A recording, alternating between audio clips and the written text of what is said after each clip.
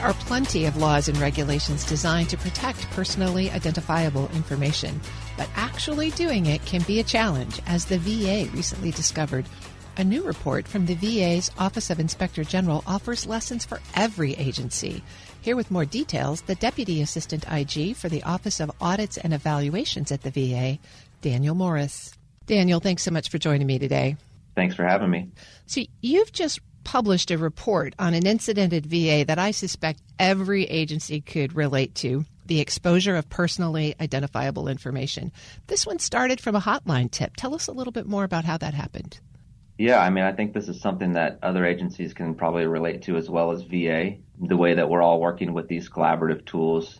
All very beneficial, but certainly do have risks. So like you mentioned, this originated from a hotline complaint that we received from an employee at a VA facility who alleged that they stumbled upon some sensitive information on their VA internal network that, they seem to think they shouldn't have had access to. So that's kind of how this all started, and that's the genesis of our review. And so that was really, the first step we took was to look for ourselves and repeat that activity. And with our own VA access, we did some searching and to see what we could find as far as sensitive information on the VA's internal network, and we came across a lot of different things. So, yeah, we did find the allegations were valid, and it wasn't just contained within a certain facility or department, but this was enterprise-wide. So you had one person that reported their exposure, but you did find that it went all across VA.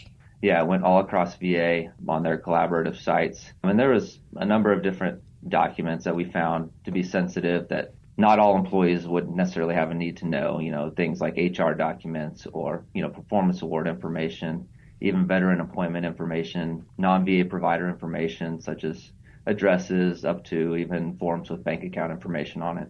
One of the things that made this tricky, I think, was that VA uses SharePoint as an essential tool to work in your geographically distributed organization, but it was that very cloud-based environment that created the risk. How did that happen?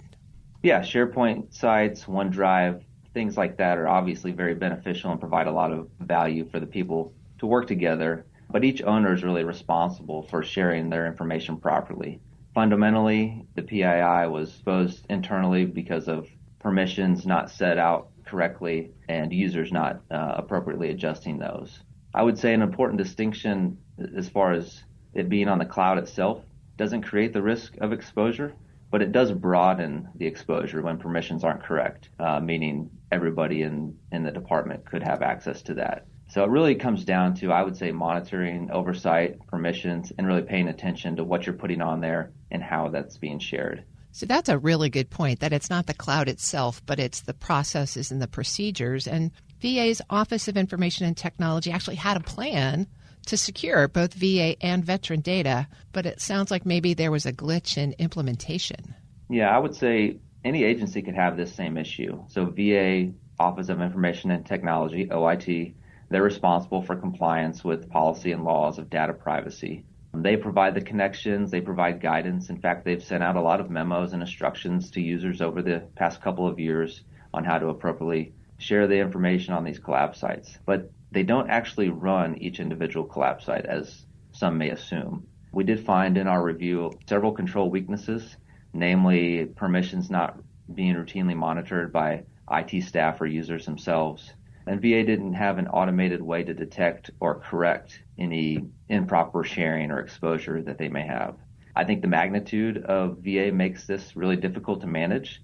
Talking about over 400,000 employees, a lot of different VA information that could be shared with employees, veterans, non-VA providers. We found during our review that on OIT's Office 365 alone, there was over 200,000 individual SharePoint sites. So it really adds up, and it's a lot to manage. I'm speaking with Daniel Morris, the Deputy Assistant Inspector General for the Office of Audits and Evaluations at the Veterans Administration. The scale of what you just said is mind-blowing. 200,000 different sites? At least, and I think that's just under OIT's umbrella. Each of the other administrations in VA, such as VHA, Veterans Benefits Administration, they could have other collaborative sites that aren't necessarily under OIT's umbrella. And so that it's broader than just OIT. And one of the big findings, I think, was that you have a distributed authority channel here as well. It's not just the information technology folks that are responsible for securing all of this. Right. It's a number of people. It's OIT leaders. It's the employees of OIT, like the privacy officers, information system security officers, people that work at the medical centers or regional offices, individual users, and the folks that are developing these collaborative sites. Everybody's has a piece and responsibility in getting this right. So it sounds like a real team effort, but does everybody know their role? Is that kind of what happened here, was just a breakdown in actual responsibility?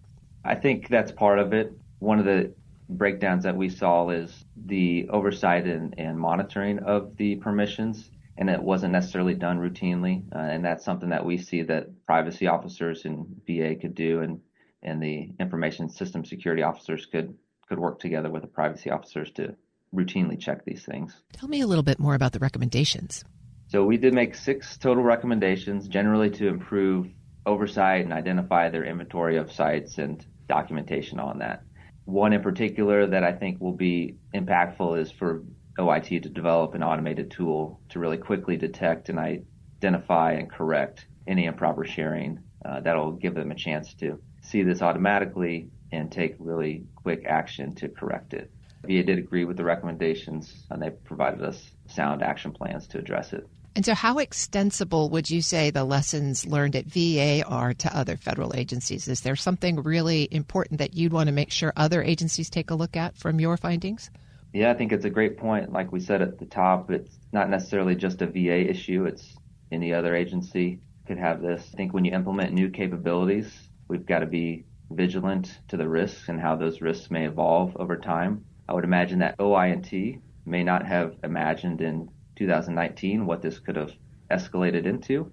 Users are innovative. They leverage the tools. We'd like to think they leverage them for good, right? But there still needs to be guidelines and monitoring to correct any improper sharing timely. Security is a shared responsibility, like we discussed. Users really need to check their privacy settings.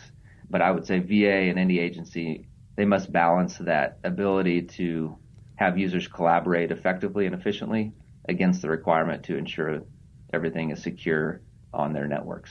Right. The most secure network is one you can't get into, right? Right. So how will you be following up on this across VA to make sure that the changes get made and the training gets done and people are really following through with this?